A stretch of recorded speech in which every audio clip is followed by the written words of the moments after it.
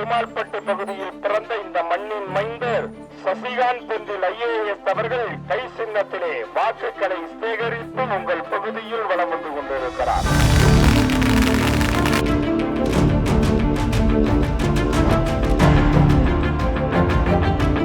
Why do you say that this fight is ideological? This election is, fought on ideological basis. Somebody would call me a terrorist, and then at the entire day I will keep explaining that I'm not a terrorist. And two officers who worked in Karnataka are now fighting elections in Tamil Nadu. We both are vehemently working in opposite directions. If you ask me in one word why I think it's an ideological war and why I am pushing for it is because I think there will be collateral damage if we don't prevent this.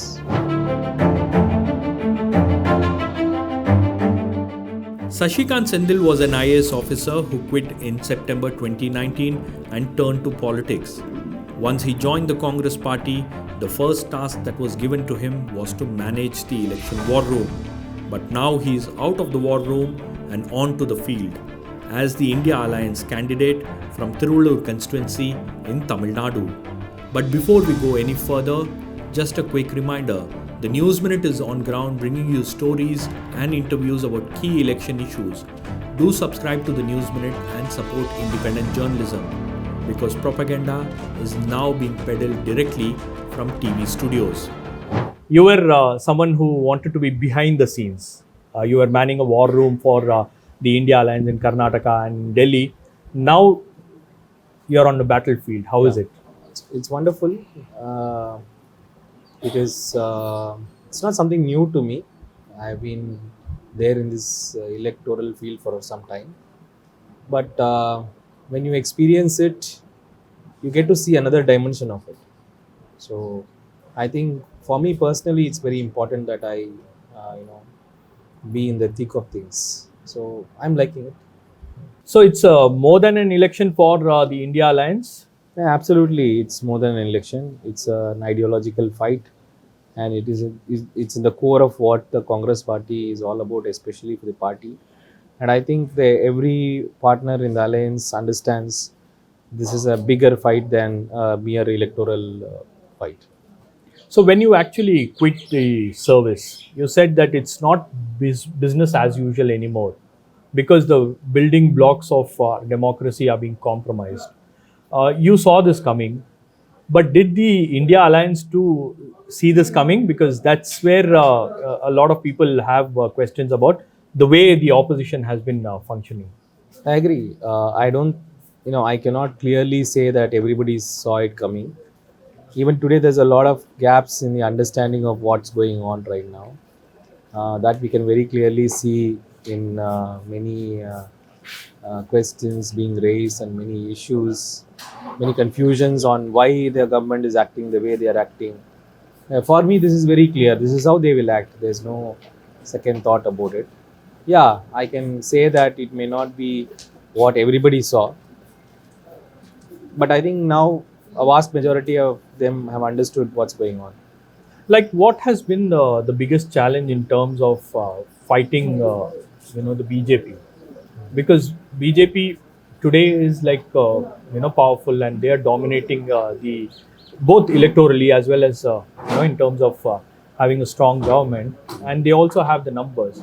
So what has been the biggest challenge for you? For me personally, or generally for the opposition?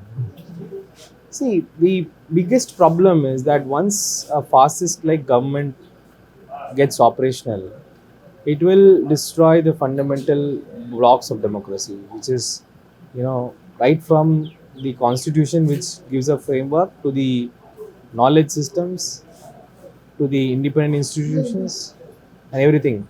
So right now we have a complete capture of many institutions, including media. Like, for example, media is a very important institution because it sets the agenda for the people. And when you have an institution like that, of that prominence against you totally, so we are fighting a very, I should say, a very lopsided fight. It's lopsided towards them, and we are trying to fight with whatever tools we have in our hand. Yeah. And speaking about Rahul Gandhi, there are a lot of criticism about Rahul Gandhi. You are part of Rahul Gandhi's core team. You head the war room. Why is that the opposition, failing to come up with a narrative, a strategy to fight the BJP? Still, you don't have the narrative to fight elections in North India. So it's not the Congress party cannot come out with a narrative, you know, and it's very unfair to even blame Rahul Gandhi for that.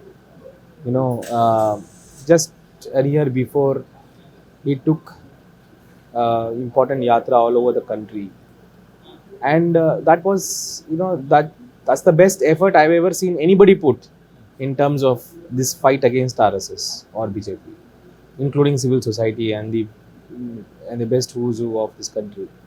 So he has been fighting it, to the core. He's been very clear in this fight. There's no confusion in his mind. And Congress party has also responded in many ways. But the point is, how do we set an agenda in a place where the primary agenda setter is non-functional? When the primary agenda setter, which is the media, is completely biased against you. Like say there's a huge earthquake going on in this country, and then at the same time you are more interested in IPL. And IPL is made an agenda. And from coming from the media, people can create and drive narratives within hours, if the mainstream mass media wishes to do so. So we are going through that, and that is why we are not able to set and push that narrative. And it is not simply because of, some party or somebody is not active. I'll just rewind you back to the old days of the India against corruption and stuff like that. So notional numbers became national news. True. So that's the role of the media, which makes it an agenda. But unfortunately, we are not having that advantage. And that is one of the reasons why Prime Minister Modi says that they are confident of winning 370 seats, or the India Alliance winning 400 seats. Prime Minister Modi do not need anything like that. This group will always keep pushing numbers, just random numbers and ideas and thoughts. I don't think there's any logic to what they do. So there was a period when the whole propaganda lied on a big lie. They call it the big lie. You tell a big lie and then you keep repeating it. It obviously slowly percolates. But nowadays, that idea of big lie is gone. It's 1,000 lies per day. It may be the most silliest of lies. A barrage of lies. Like for example, somebody would call me a terrorist, and then the entire day I will keep explaining that I'm not a terrorist. And the next day they will call me, somebody who is woke. And then when I ask them, just yesterday you called me a terrorist, they say, we don't care about that anymore. Now you're a woke. So that's the model of propaganda. So Prime Minister Modi keeps pushing numbers, there's no logic or no value to those numbers. But they also have alliance. For example, they ensured that there is an alliance in Andhra Pradesh where they don't have any kind of infrastructure to fight an election like this. They also have an alliance in Bihar. They also made an alliance in Maharashtra. So, it will work on ground. At least in Hindi-speaking states, they are intact. They are intact not because of organization, not because of very solid ideology, but because of a fear factor they create just before elections. This will not sustain for a long time. It will crumble on its own weight. Because the last 5 years, they have not able to deliver. Now, the central government's delivery, if you see, I have not seen anything worth talking about. You can only talk about हमारा देश बड़ा हो गया है, हम विकसित भारत हो गए हैं, or whatever. We are now becoming very powerful in terms of the international perception and all those nonsense. But I don't think there's any solid delivery on ground. But religion has become a big thing in North India. People vote on religion. The way people think has changed. It's not the religion. Religion is the marker, but it is fear on which people vote. So when you propagate fear, about 20% to an 80% population, then out of fear people will vote. That's what BJP has been doing. They have been consistently inciting and invoking and keeping that fear alive in the North India. I think the day it goes away, I think their structures will crumble. And how different things are in South India. In South India, we don't live in that fear. We don't live, you can't make people of South India, especially Tamil Nadu, Kerala, fearful of anything. They are used to this idea of questioning. They are used to this idea of protest. They understand their rights and values. So that is why, that's why I think it's very different.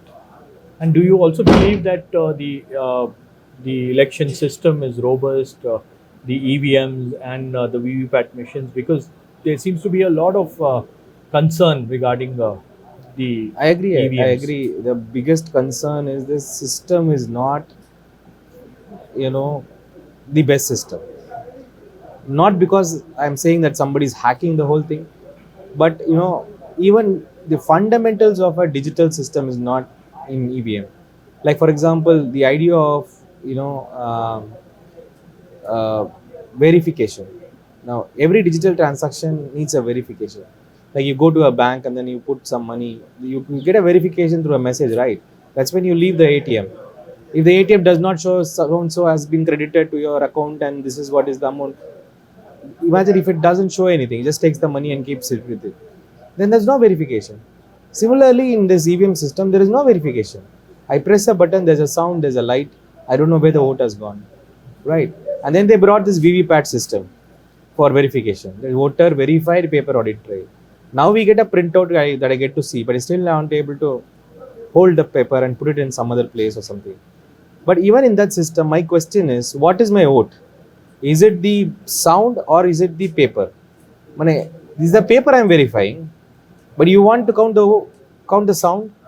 Now this is like, when children cry, parents show a kind of, ball or something, and then they keep feeding the child, So it's the same thing.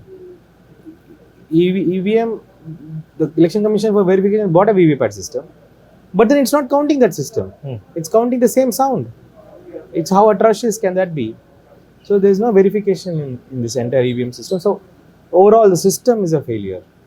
And talking about fear factor, are these IAS officers, IPS officers who are within the system, are they also afraid of, trying to dissent or even say something against what the government is thinking of? No, but see, IAS officers are restricted by conduct rules. The reason why I had to come out was that I had signed a conduct rules that I will not talk against the government come what may. And talking against the government is going to be a punishable crime. So IAS officers are doing what they can do within their ambit. Bureaucracy has also been fighting this system for a long time. So to think that people have not talking because of fear is not the right interpretation. And two officers who worked in Karnataka are now fighting elections in Tamil Nadu. I'm talking about Annamalai, Tamil Nadu BJP chief. What is your opinion on Annamalai? Like the way he has been conducting the kind of politics that he is doing in Tamil Nadu? See, it's not fair on me to comment about him right now because I am yet to engage and understand his politics, but I don't think it is doing any good to public as such. The politics that he is trying to do is the same politics which is like a hit and run job to gain attention and to be in news. And over and above that, I don't see any value in what. You're not friends with him? No. Why would I? In the sense, when the ideology is so different, and you can say hi, bye, but you can't. I don't think we can have a very decent discussion on where we are heading. Of course, time will do a lot of changes, but as of now, we both are vehemently working in opposite directions. So both you are both on either side of the divide, ideologically speaking. Absolutely. Why do you say that this fight is ideological? This election is, fought on ideological basis. See, there has been an ideological fight in this country for a long time. It's not today. The fight is always between this hierarchies and equity. Buddha revolted against the hierarchy. So there are so many instances in history that this fight has been manifested in something or the other. Hardcore people who read scriptures might say Kurukshetra war and stuff like that. But I think that fight has manifested today in this election, because the fight between hierarchies and equity is a fundamental fight everybody has. Even within your own house, you will see two people of those characters. One is hierarchical and one is fundamentally equitable. So we had created a country which is equity based, and we had created programs for that. Now the same forces which did not accept that concept are now trying to bring it back. So if we don't protect that idea of constitution and equity, half of us will perish, and the rest will also perish, because a capitalistic system cannot run without this kind of equity. So I think, if you ask me in one word why I think it's an ideological war and why I am pushing for it, is because I think there will be collateral damage if we don't prevent this.